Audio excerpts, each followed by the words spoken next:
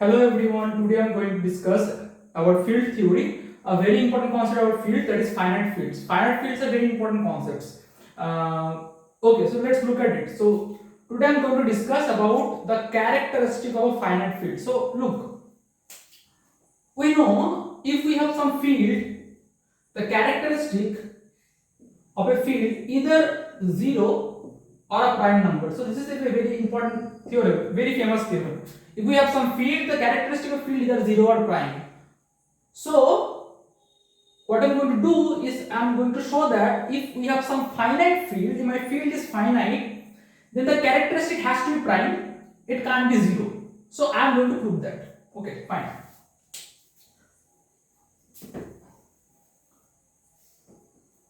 So before going to prove, characteristic of finite field is prime.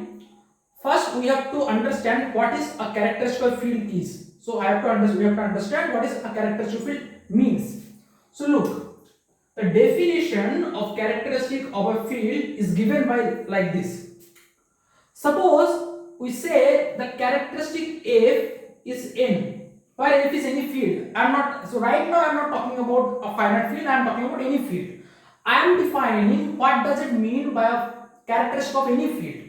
Then we use this definition to characterize the characteristic of finite field. So first we have to understand what does it mean by characteristic of a field. So let's say characteristic of field is n.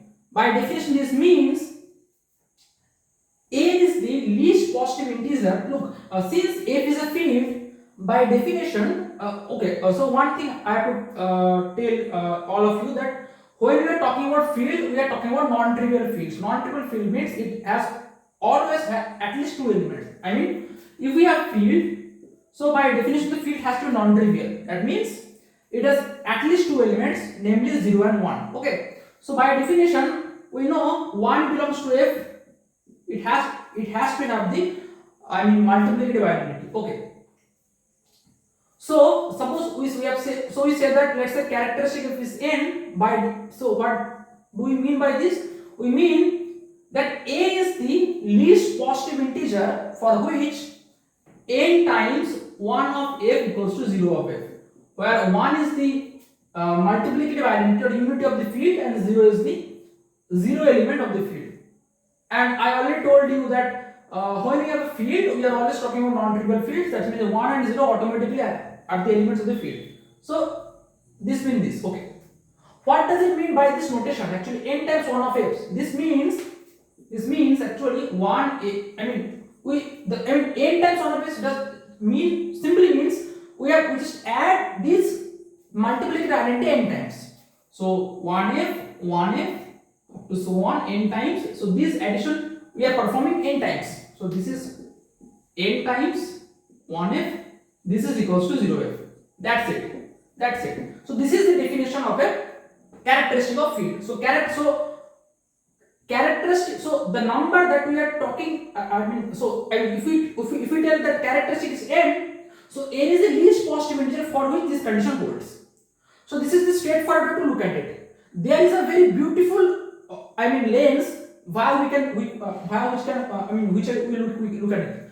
So the lens that I am talking about is homomorphism. Look, so this is the standard definition that is given in any standard textbook. So I am going to talk about another perspective to look the idea of characteristic of field. So this is the standard definition. So I am going to give another perspective about characteristic of field. So suppose I have some field and I want to define the notion of characteristic of this field. So look, how I'm going to do that. So now look, suppose we have a set of integers and we have this field. Okay, so define a homomorphism from this set of integers to this field.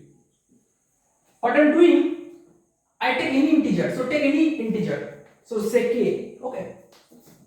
Send this integer to this element k into 1 of f. Does it make sense? Yes, it makes sense. Why? Because look, what does it mean by k into 1 of f? This is basically repeated addition. I am just adding the multiplicative identity 1 of this field k times.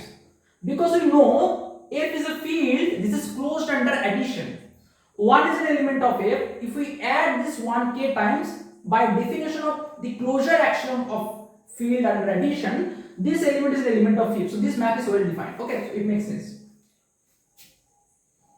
So the map I define as, take any integer, send it to this number. I mean this element k times 1 of f. This is an element of this field. My claim, this map is a homomorphism. This is a ring homomorphism. So my claim, this map phi is a homomorphism. This is a ring homomorphism. Just bear with me. This is a very beautiful concept in abstract algebra. I'm just loving this. So just bear with me. So this map is a ring homomorphism. Why is it a ring homomorphism? First of all, whenever we ever talk about ring homomorphism, we have to check the zero element. Whether the zero element goes to zero. The zero element goes to zero of this. The identity element. The multiplicative identity has to go. To the multiplicative of this field, and it has to preserve the addition and the multiplication property. So we have to check for things to prove some map is a homomorphism. So what we have to check? We have to check first of all the integer. So look, if we take the integer 0, by this definition, this 0 maps to k into 0 of f. Okay, so by this definition, it seems so 0 maps to k into 0 of f. Okay. Oh, I'm sorry. Wait a minute. My bad. So what I'm telling you that 0 goes to, by definition, so k goes to k into 1 of f. So 0 goes to 0 into 1 of f. But by definition, we know in any ring, if you take any abstract ring, we don't need the set has to be field. If you take any ring, in any ring, we know if we have some arbitrary ring, if we take any element in that ring, so if we take the 0 element of that ring, if we multiply it by any arbitrary element, so the answer is 0. And this multiplication, it doesn't matter. We multiply this quantity, this ring element from the left or right, the answer must be same. A times 0 is 0, or you can write as 0 times a. In both the cases, the answer has to be 0. So using that fact, I can write that 0 goes to, by this definition, 0 goes to 0 into 1 of f, but by this argument, 0 into 1 is basically 0. So this 0 is the 0 of this field. So this is the 0 element of this field. So 0 goes to, so the 0 element of z goes to the 0 element of this field. So we just check the first checkbox. So the first condition holds. Now we have to check the identity goes to identity of this field. So take 1. By this definition, 1 goes to 1 into 1 of f, but by the definition of the multiplicative identity, this has to be 1. So this also holds that 1 goes to 1 of f. Okay. Now we have to check that this map preserves the addition and multiplication. So now I have to check that this map preserves addition and multiplication. So take any two integer. Let's say k1. So let's say k1. So we take k1 and k2. So I have to check that this map preserves the addition. So phi of k1 plus k2, by definition, what this map does? It just multiply this integer by this multiplicative identity. Okay. So what phi does to this integer? It just multiply k1 plus k2 to 1f. Okay. So using the definition, we have this into this. Now look, we have to use the distributive property. We have to use the distributive property of addition over multiplication, because we know every field is a particular kind of ring, and we know by definition of a ring it has to follow the distributive property. So by this logic, so this is actually k1 times 1 of f plus k2 times 1 of f. But look at this, by definition k1 into 1 of f basically is phi of k, and this is phi of k1, and this is by definition this is phi of k2. So look here, phi preserves the addition. Now I have to check either phi preserves the multiplication or not. Okay. So take the product phi of k1 k2. By this definition, it has to be k1 times 1 of f into this is okay. Oh, I'm sorry. Wait a minute. This is actually uh, k1 k2 into 1 of f. Because 1 is the multiplicative identity, this number has to be k1 k2. But I can write k1 k2 as, oh no. Okay. Wait a minute. So okay, wait a minute. Because this element is, because this is an integer, na? Okay, so this element is an integer and this is an element field element. So no. I don't. Okay. Wait a minute. One thing that you can do, that is, I can write this that it as in this form. So this is k1 into 1 times f and k2 into 1 times f. What I'm going to do, I just write this thing as this thing. So look at this. So this is actually, so k1 into 1 times by definition phi of k1, and this is actually phi of k2. So look, so this map is a homomorphism. So it preserves the multiplication. So this map is a homomorphism. Okay. So what you have saw just that if we take a map that sends the integer to the field, so this map is a homomorphism defined by this. Okay.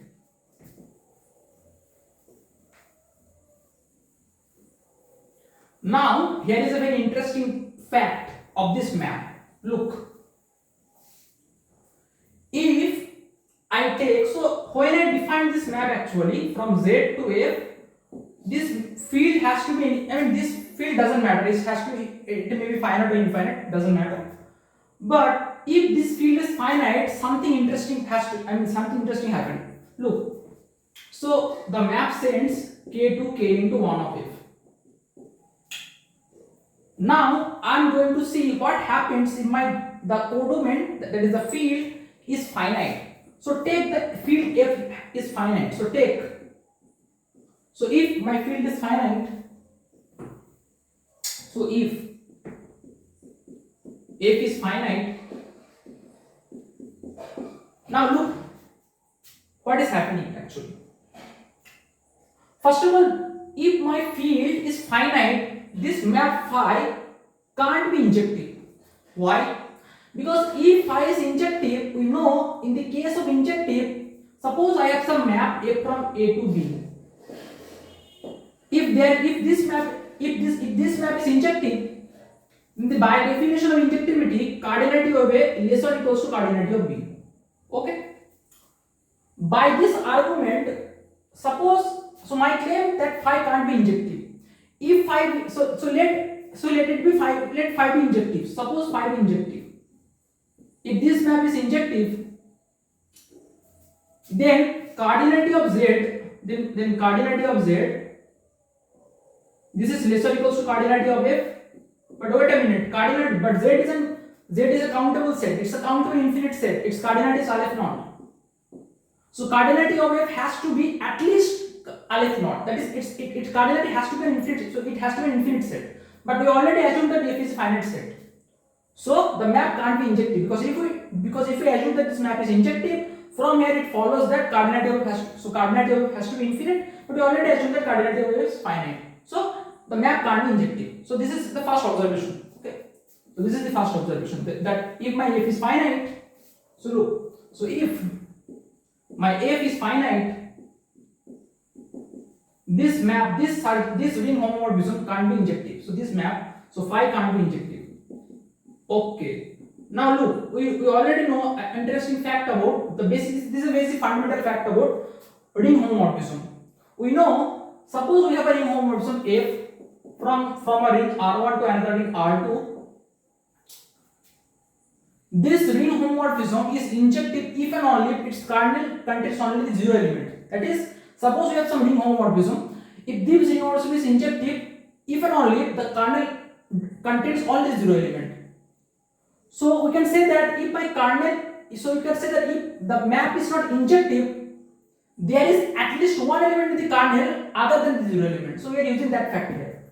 So since my phi is not injective, other than the zero element, there has to be at least one non-zero element in the kernel. So this implies my kernel has to be non-trivial. Non-trivial means this contains other than zero element because the map is not injective. So kernel of phi is not this zero D. I mean, it's not the zero element. Here, I mean, in the kernel there is some element which is other than zero. There is some non-zero element. Okay. Now look, observe that we know whenever we have some ring homomorphism problem. Let's say in general I am talking. Suppose I have some ring R1 and another ring R2, and we have some ring homomorphism from R1 to R2. We know the kernel of this ring homomorphism is an ideal of this domain ring. Okay. So by this logic, the kernel of phi has to be an ideal of Z. Okay. So kernel of phi has to be an ideal of Z. We know Z is an PID, it's a principal ideal domain. Every ideal in this ring is generated by a single element. Okay, fine. So in particular, because kernel is an ideal of Z, so it has to generated by some single element. Okay, so by this logic, kernel of phi has to generated by single element. I call that element integer. Let's say, for example, so let's say m. So I call that integer m. Look, here is an interesting fact. Look, since we already know that kernel is non-trivial, that means there is some element other than zero in the kernel. Okay, and look, kernel is an ideal of Z. The basic fact about ideal. Look, whenever we are talking about ideal, so let's say, so I'm just talking about in general. Okay, so don't confuse with this. Suppose, now look. Suppose I have some ring, okay, R. So suppose I have some ring R and I is an ideal of R. So to be an ideal of R, first this set has to be a subset of R. Na? So first of all, this set has to be a subset of R, and then it has to, I mean, satisfy some certain condition to be ideal of this ring. So by this logic, because kernel of phi is an ideal of Z, first of all, since it's an ideal, it's a subset also. So kernel of phi is subset of Z. We already know kernel of phi is non-trivial. So the element of kernel of phi are integers actually. Not all the integers, but it has, so the elements of this set is integers. Okay. And you already know that there is at least one non-zero integer in the kernel. So we know, so for example, so there exists so look at this quantity. So kernel of phi is non-trivial now. So there exists at least one non-zero element in the kernel. But because kernel is an ideal of Z, so every element of the kernel is an element of Z. So technically speaking, the element of this set is basically the integers. So whenever I say that there is some non-zero element in the kernel, so this non-zero is a non-zero integer. So A is an integer which is not zero. So either A is positive or negative. If my A is positive, then we are done. If my A is negative, I just multiply it by minus A to make it positive. The idea that I am talking about, I just want to make, because we just discussed that kernel is an ideal of Z, and every ideal of Z is basically generated by a single element. So I mean, so it has to be generated by some element. Let's say m. My claim that this m has to be positive. Why? Because kernel is non-trivial, so there is some element which is other than zero. Either it is positive or negative. If it is positive, so I just choose that m. If it is negative, I choose that the negative of the number to make it positive. So this is the basic idea. Okay. Now look. So the idea is the kernel of this map is generated by some positive element. Now look, just expand the definition of kernel phi. Okay. So I'm just erasing this. So if you expand the definition of kernel phi, what we get? So we get, so by definition of kernel phi, those integers, let's say x such that, so let to pick k. So it will be compatible with the definition. I mean the definition that I made. Okay. So kernel phi, all those k belongs to z such that k times 1 of f equals to 0 of f. This is the definition of kernel. Okay, fine. But you already observed that this set has to be generated by a single element, single positive integer. So by this argument we have this. That means there exists some positive integer that satisfies this condition.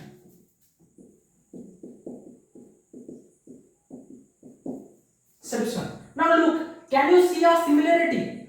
The first, when I first define the characteristic of a field, I have said that there, if we take, if we say the characteristic of field is, look. So when I say the characteristic of a field, okay, look here.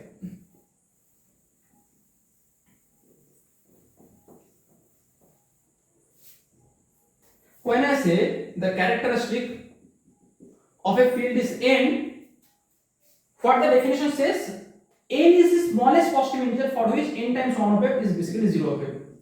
Now look, this expression already occurred here, but the question is, you can tell me, sir, you already told that n has to be least, but here m need not be the least element.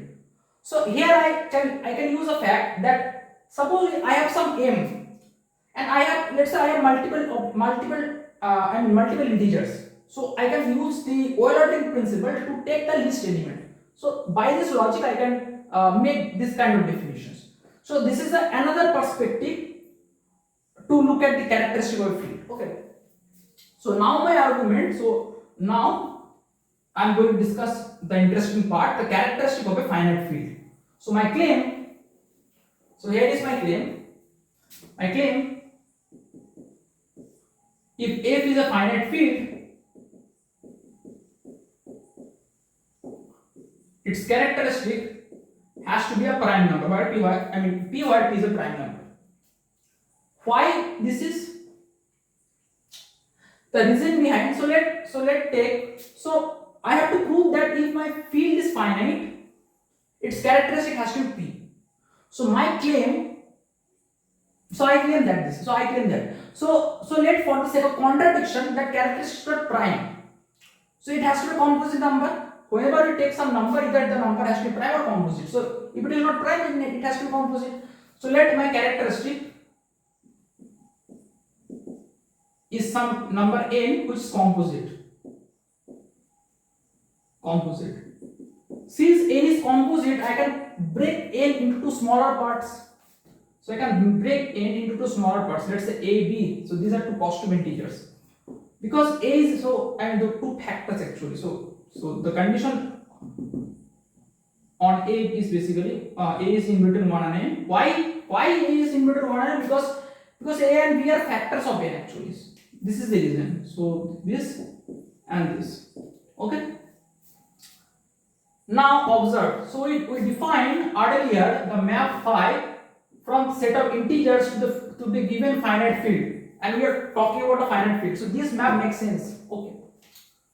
Now take, because n is integer, a and b are integers because these are factors of n. So this has to be an integer. So we can and look, the domain of the map phi is basically set of integers. So we can apply phi on integers. So I apply phi both sides. This is the reason I can apply phi both sides. Because phi is a homomorphism, this map preserves the multiplication. So using the multiplication preservation identity, we have this. Okay. But look, wait a minute. What is phi n? You have observed that when I define kernel phi is the kernel of this homomorphism is basically generated by element, and that element, the generator of this, the kernel of this homomorphism will take specifically the characteristic of this field. Because the characteristic is n, this is the generator of this kernel. So this is an element, because we know the generator is specifically an element of this ideal. So n is an element of this kernel. Because n is in the kernel, when phi acts on n, it vanishes. So phi is basically 0. So this is the idea. So this is 0. This is actually 0. But look, the output has to be the element of f. So this 0 is 0 of f. So this is 0 of f, the 0 element of the field. This is actually phi a into phi b. So this is actually phi a phi b. Now look, this is very interesting. We know phi is a map from z to f. So phi is an element of this field, phi is an element of this field. So we have two elements multiplied together in the field that get output of 0. Okay, so we know every field is an integral domain. So we have two elements which product is 0. because these two elements are because these two elements are the elements of a field. Every field is an integral domain, and in an integral domain, if we have two elements and its product is 0, so one of the element has to be 0. This implies either phi is 0 or phi b is 0. If this is the case, this implies because phi is 0, by definition of kernel A has to be in the kernel of phi, and by this argument B has to be in the kernel of phi. We look this one by one. Okay, so suppose A is in the kernel of phi. Okay, so I have to look at this because A is in the kernel of phi.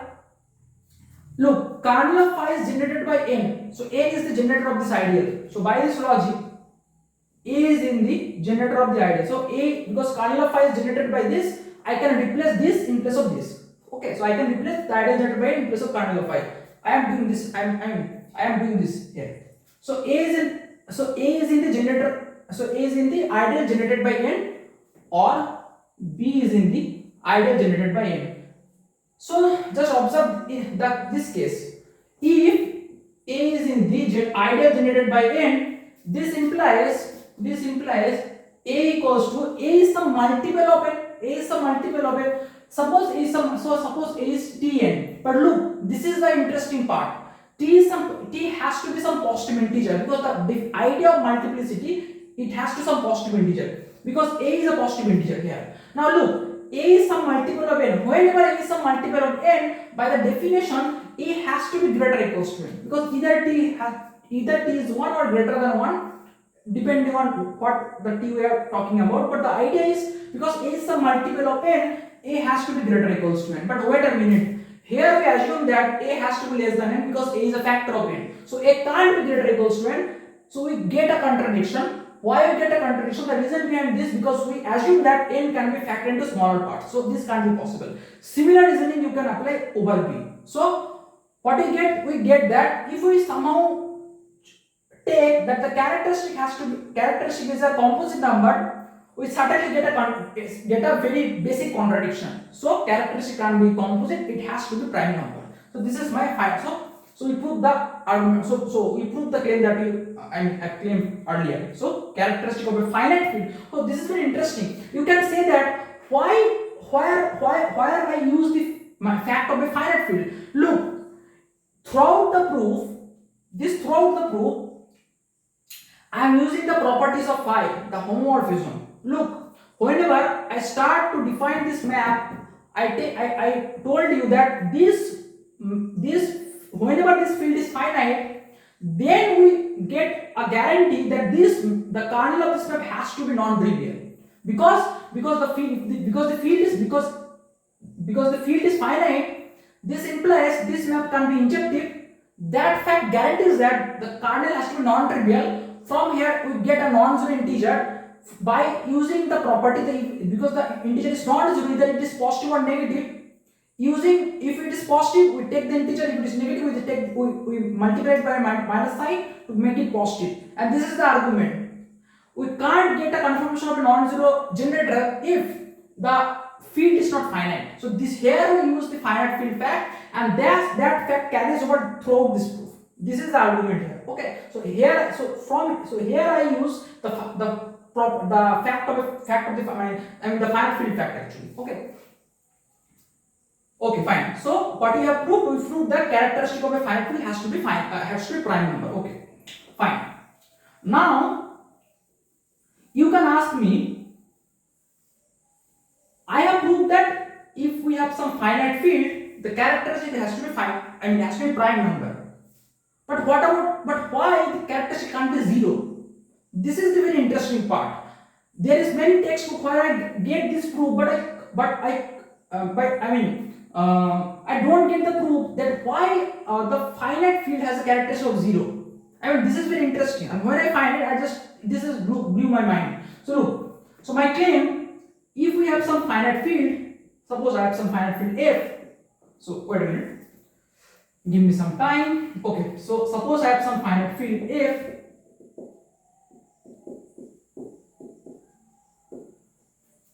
I have already proved that the characteristic of this finite field has to be prime. Now I am going to prove that the characteristic of finite field can't be zero actually. This proof is very beautiful and very elegant. Look at this. So my claim, characteristic of this field can't be zero. Okay, it can't be zero. So first we have to know what does it mean, that what does it mean by characteristic of field to be zero. We have to know the meaning of this and then we have to prove algorithmically. Okay, so first I have to introduce a notion to you, that what does it mean by characteristic. Wait a minute, give me some time. First I will define the notion of characteristic of, character field is zero, and then I will prove that the previous theorem. Okay, so characteristic, suppose, what does it mean by characteristic of a field is zero? So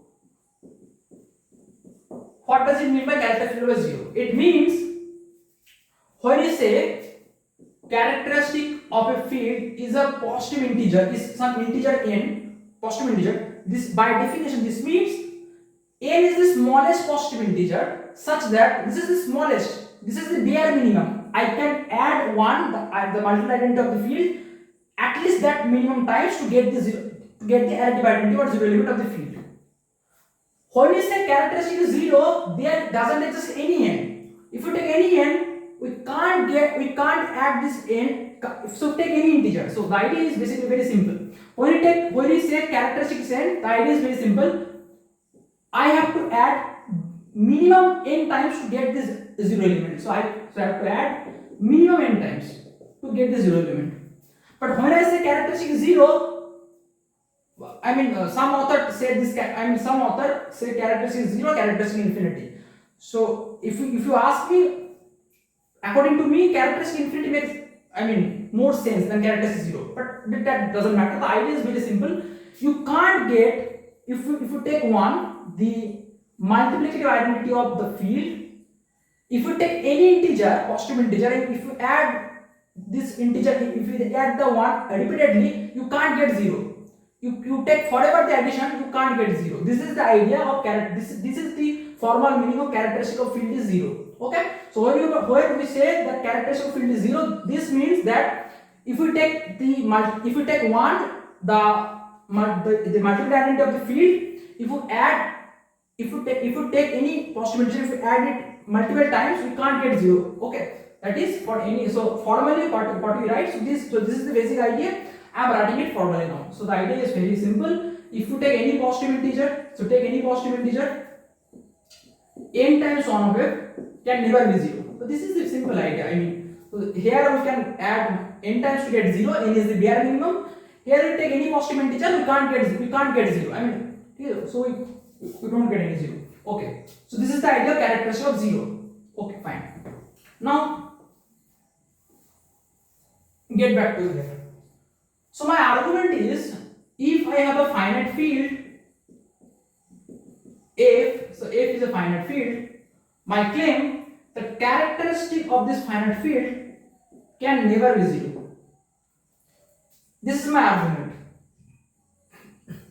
We already proved that for a finite field, characteristic of that field is a prime number. Now I claim that characteristic can't be zero. Why? Because suppose for the sake of contradiction, I assume that characteristic is zero. So suppose characteristic of this field is zero. This is very interesting. This kind of ideas is very interesting. This is very interesting. Anyway, so this is a foundation of abstract algebra. So characteristic, let characteristic be zero. By definition, this means if you take any positive integer,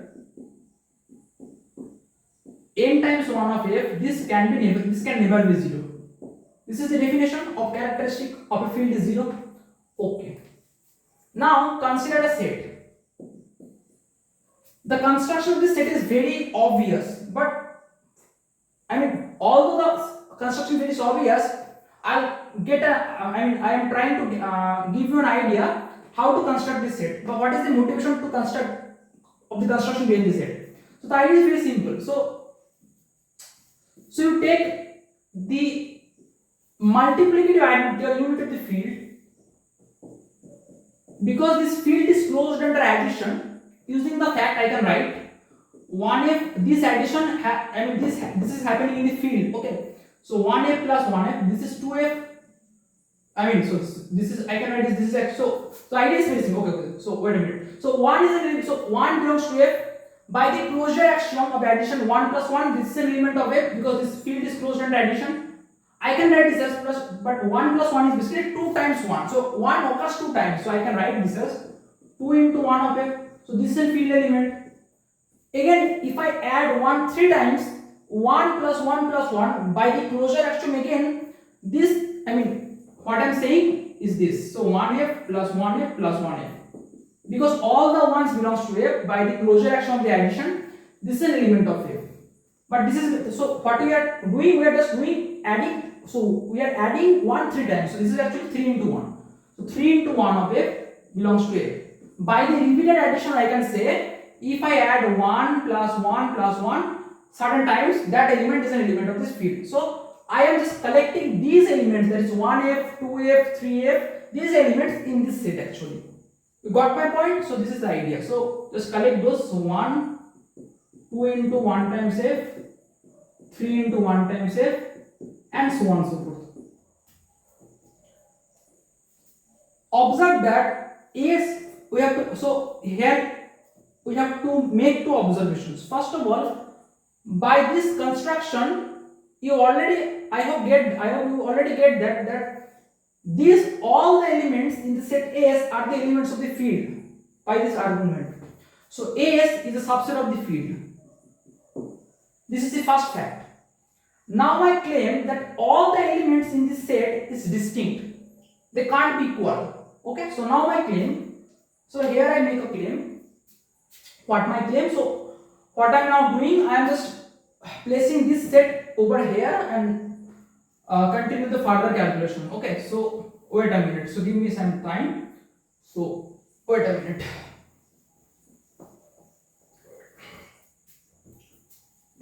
So I'm constructing this set S. This is actually 1 into 1 times f, 2 into 1 times f, up to so on and so forth. Okay. My claim: all the elements of S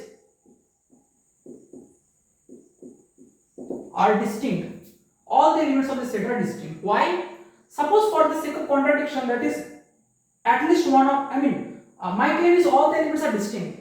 So suppose for the sake of contradiction, that is there is at least 2 elements which are equal. Okay.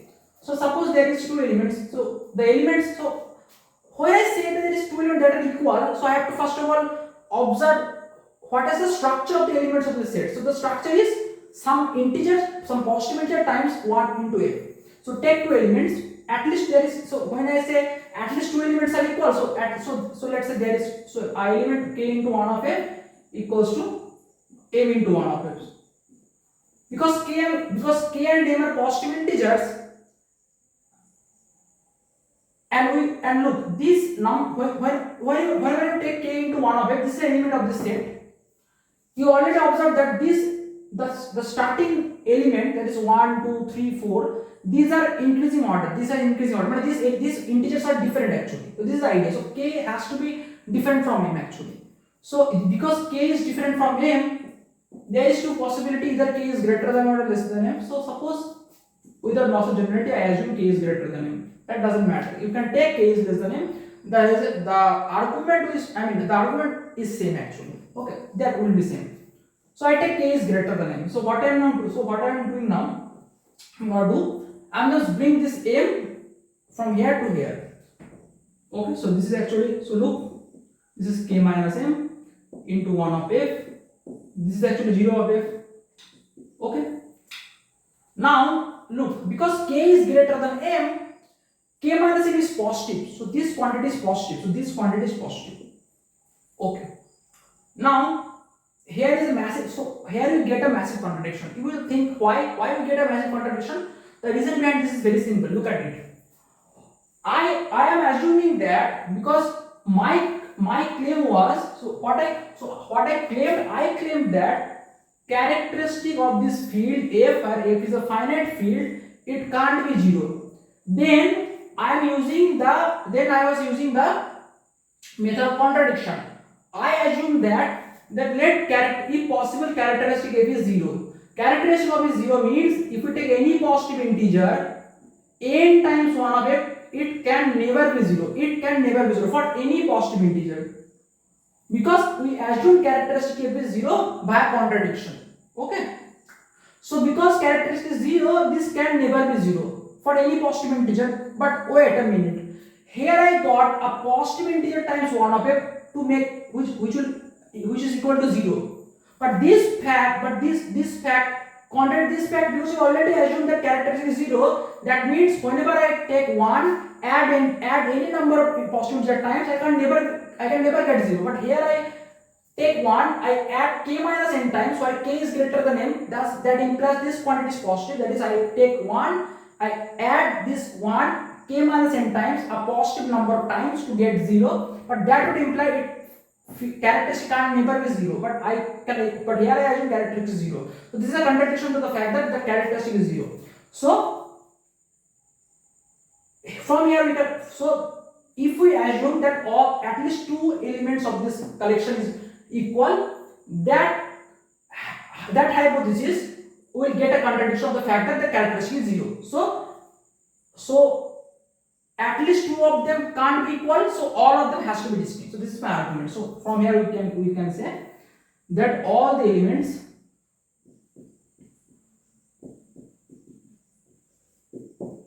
of the collection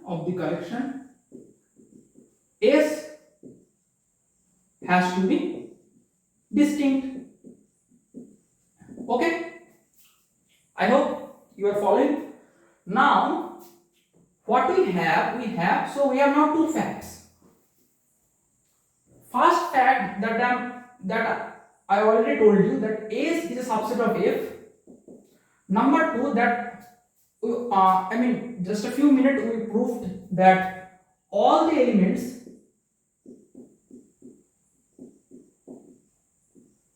of S are distinct. Okay. Now look, I say that S is a subset of F, and then look, because look at the element of this set actually. 1 times 1 of F, 2 times 1 of F, and so on and so forth. Look, this element is fixed, 1F, 1F, so it doesn't matter. So what matters actually, that this starting point, this 1, 2, 3, 4, these are distinct integers.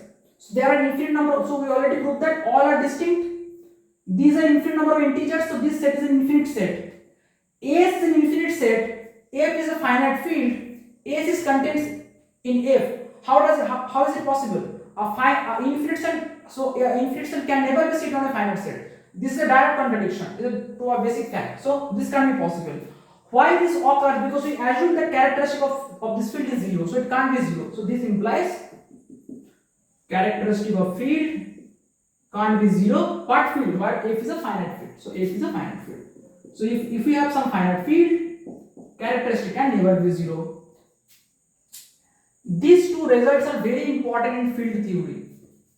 In further classes I will discuss that using these ideas we can prove that if we have some field which is finite, I can use this fact, that is the characteristic idea. We already proved that characteristic of finite field is either is prime and it can never be 0. Using these 2 facts, I will prove in the future lectures that if we have some finite field, the cardinality of this field already fixed. We can't have a finite field of order 28. We can't have. Every finite field, if we have some finite field, its order has to be p2 raised to the power n times. Its order has to be some power of primes. It can never be, so we can't have any finite field of order 29. So we can have 29, but we can't have, like, let's say for example 14, 15, we can't have. And the proof of this result, which is very beautiful proof, the proof of this result uses the fact that if we have some finite field, the characteristic of the finite field is a prime number. Okay.